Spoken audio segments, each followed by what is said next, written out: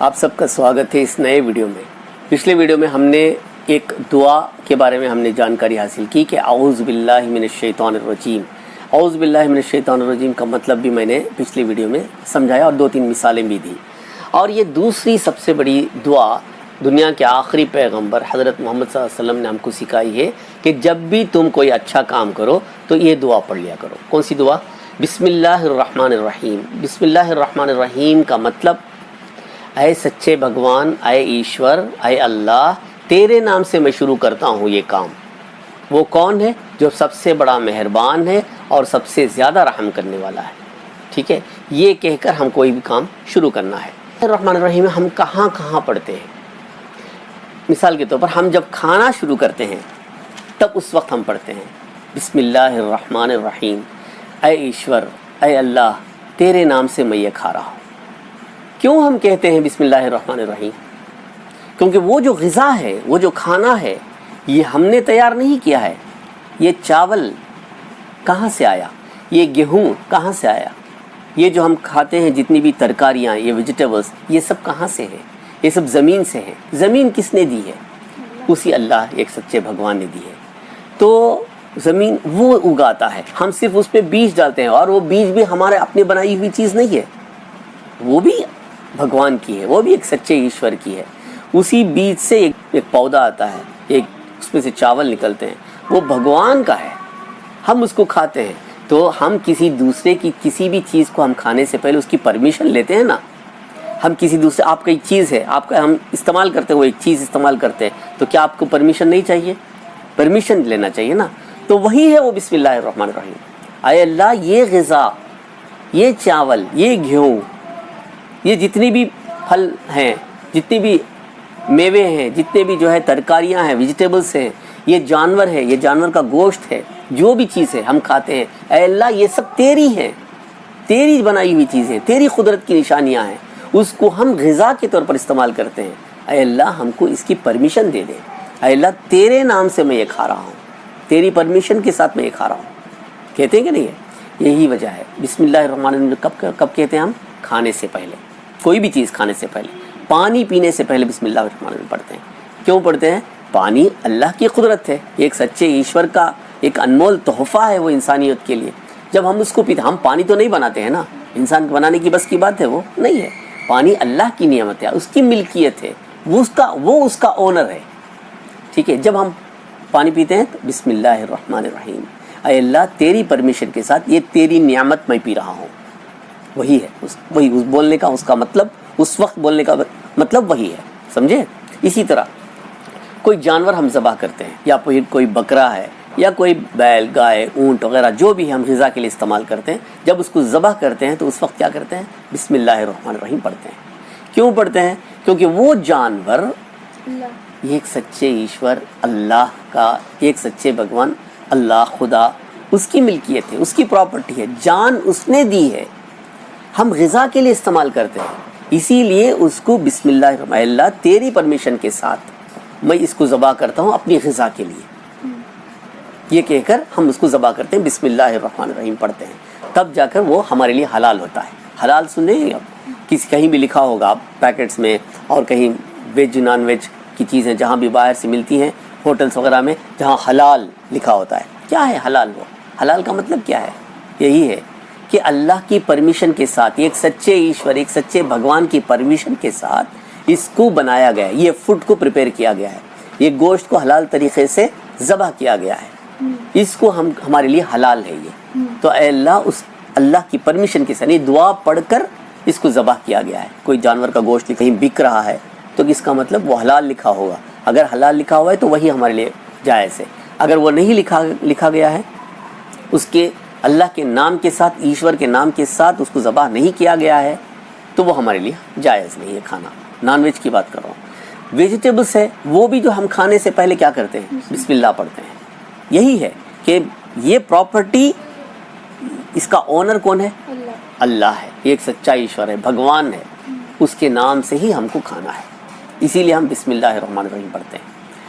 جب بھی کوئی کام کرتے ہیں بسم اللہ، اٹھتے ہیں تو بسم اللہ کہتے ہیں، بیٹھتے ہیں تو بسم اللہ کہتے ہیں، کبھی جو ہے کوئی چیز شروع کرتے ہیں تو بسم اللہ کہتے ہیں، لیکن ہر وقت ہم اللہ کا, ایک سچے ایشور کا, ایک بھگوان کا شکر کے انداز میں اس کی پرمیشن کے ساتھ ہم کام شروع کرتے ہیں کبھی بھی. کیوں؟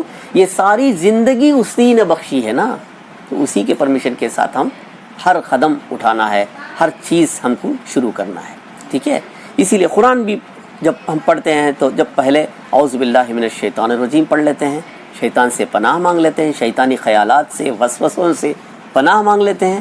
پھر ہم اے اللہ تیری پرمیشن کے ساتھ, تیرے لیے, تیرے نام سے ہم شروع کرتے ہیں اس چیز کو, کہ پڑھتے ہیں تو کون ہے, تو سب سے بڑا رحم کرنے والا ہے, تو سب سے بڑا مہربان ہے. کیسے مہربان ہے, کیسے رحم کرنے والا ہے؟ ہم مثال دیکھ رہے ہیں ساری دنیا میں, اللہ کا نام لینے والے اس کو بھی ساری نعمتیں میسر ہوتی ہیں. یہ غذائیں, یہ آکسیجن سب کے لیے ہے نا. یہ جب پانی برستا ہے, بارش ہوتی ہے آسمان سے, تو وہ صرف اللہ کو ماننے والے, سچے ایشور بھگوان کو ماننے والوں کے لیے صرف بارش نہیں برستی ہے, سارے لوگوں کے لیے. جو اس کو نہیں مانتے اس کے لیے بھی برستا ہے. یہ جو میٹھا پانی ہے سب کے لیے ہے. یہ سورج جو ہے سارے لوگوں کے لیے, امریکہ والوں کے لیے, انڈینز کے لیے, پاکستانی کے لیے, بنگلہ دیش کے لیے, عربوں کے لیے, آسٹریلیا والوں کے لیے, جاپان والوں کے لیے, سب کے لیے ہے. یہ کون لوگ ہیں؟ یہ کوئی مانتے ہیں بھگوان کو, کوئی نہیں مانتے. اس میں ایتھیسٹ بھی ہوتے ہیں, اس میں کمیونسٹ ٹائپ کے بھی ہوتے ہیں جیسے کسی بھی بھگوان کو نہیں مانتے, اور اس میں دوسرے بھگوانوں کو ماننے والے بھی لوگ ہیں. سمجھے, جو بنائی ہوئی قدرتی جانوروں کو بھی خدا بھگوان ماننے والے لوگ بھی ہیں, ان کو بھی وہ پانی دیتا ہے, ان کو بھی یہ آکسیجن میسر ہوتا ہے. یہی سب سے بڑی مہربانی ہے, اس کا رحم ہے. سمجھے, یہی سب سے بڑا رحم ہے اللہ تعالیٰ. صرف کہ میرے ماننے والوں کو میں دوں گا, ایسا نہیں کہتا ہے اللہ تعالیٰ. دنیا میں ساری نعمتیں سب کے لیے ایک ساں ہے, سمجھے بات. لیکن یہ نعمتیں, اتنی بڑی نعمتیں, پانی, یہ سب چیزیں دنیا میں تو سب کے لیے یکساں ہے.